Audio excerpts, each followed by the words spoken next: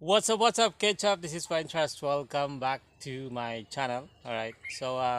Right at the back of mine, I am working on the chicken cage. All right, and the co-op. So, gagawa ho tayo ng ano. Ayan na, nakabakod na ho.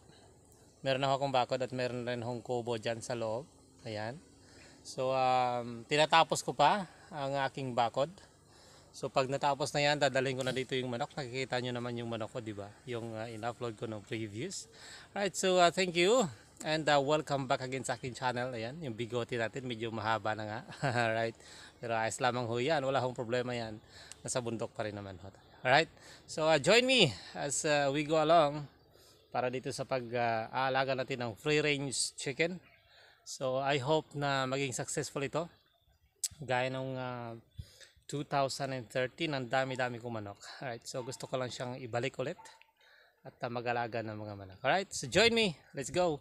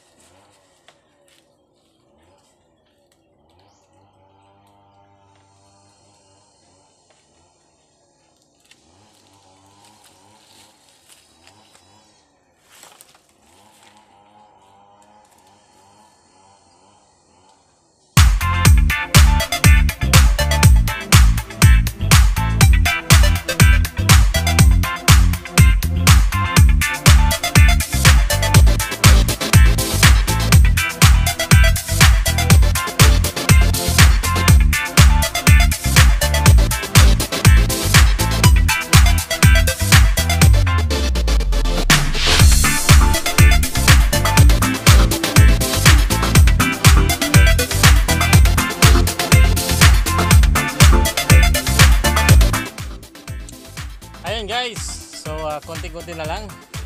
Matatapos na natin. Yan, naka-cyclone yan pababa. Alright. So ito lamang yung pinto natin. Ayan. Tapos ito na yung bakod. Alright. So di ba? Ito yung kubo. Yan. So temporary lang yan. Ang mahalaga ay magkaroon tayo ng kubo para sa manok. Alright. So hopefully by tomorrow matatapos ko na siya. Alright. At madala ko na rin yung manok dito. Okay. So tutor ko muna kayo sa kubo. So ito yung kubo natin. Ayan. So napapansin nyo, ayan siya. Meron siya mga harang. So yung bubong niya hindi yan ha. Temporary lang yan. Sinho ang bubong niyan. Alright. So ito yung loob. Ayan. So ito yung pinto. Ayan o. Pasok ka sa pinto. Ito yung magiging loob ng manok. Gagawa ho tayo ng mga paitlugan dyan. Maglalagay tayo para sa manok. Alright. And then nakabakod na ho siya. Kaya kung napapansin nyo, mayroon mga poste dyan. Nakabakod dyan. Nakabakod dyan hanggang doon. Hanggang doon. Paikot. Alright. So yan, may bakod. So medyo malaki-laki na rin pasyalan ito para sa mga manok. Okay. So yan lamang ho ang aking chicken farm. Maliit muna siya. So we have a good weather today. Yan, meron pa tayong mga niyog dyan. Alright. So temporary. And mag-i-expand na lang tayo pag dumami na talaga sila. Aabot yan doon sa may kabila. Alright. So yan ang project natin.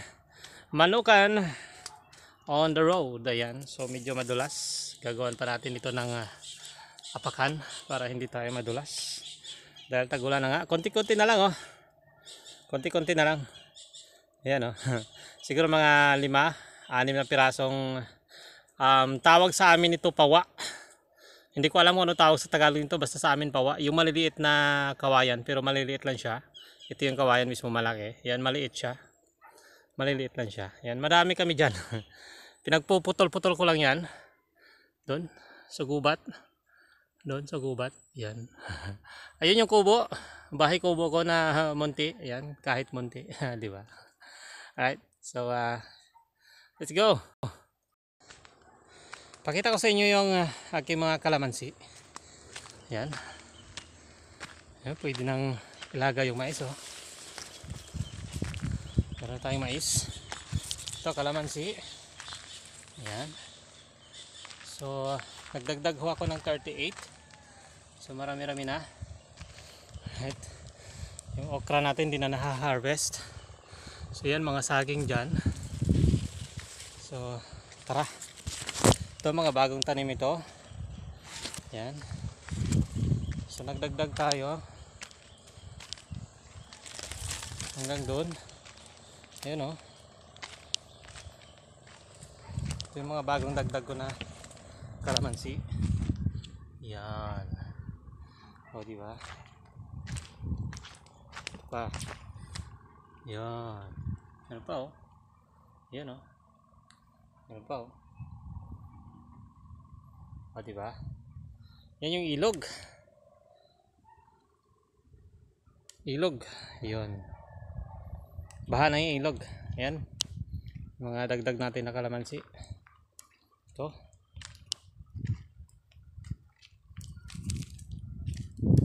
Yun. May mga tanim tayong kalamansi dyan. Ito. Tsaka mais. Itong mais naman, para ito sa manok. Pampatuka sa manok. Hanggang doon yung tanim kong kalamansi. Meron pa doon. Alright. So we have dark clouds. Alright. Baka bumagsak na naman yung ulan. Alright. Mainit ba? Okay. So ito yung mga tanim.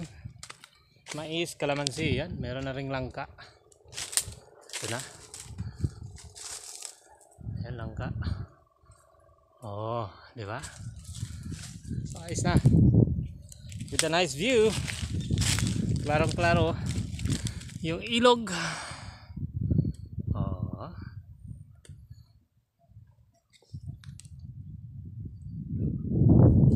So doon, yung motor ko andun sa ibabaw. Iniiwan ko lang doon. Alright.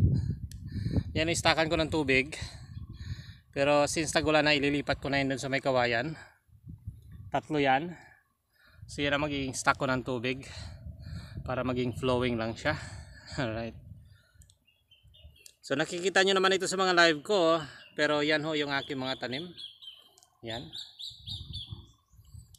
Yan ho. Yan. Alright.